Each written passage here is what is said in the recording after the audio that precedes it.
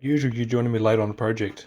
So a mate of mine has asked me to cut the AN fittings off this there. So that was easy. Everyone knows how to cut fittings off and throw stuff around. And he wants just a 38mm hose tail welded on. So had to cut this off there, sanded that up. I'll blaze that back on. And we're almost ready to go.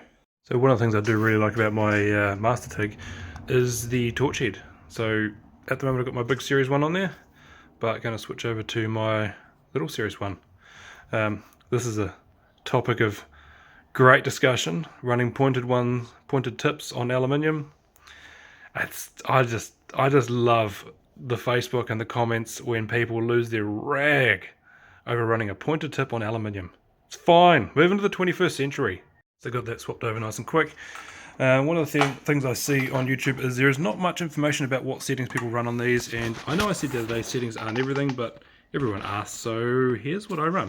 130 AC balance, 45, 130 AC frequency, use the right words, 45% AC balance, got my foot pedal hooked up, so I got 15 to somewhere there. I got 4T log, but that's just when I'm using the trigger. And 2.4, and it is 5356. You can tell from the sound. And there we go. 23-second weld, average of 94 amps. Was a little bit cold, but came out not too bad. Job done. Easy. And that was the last part of the job, make a little T-piece.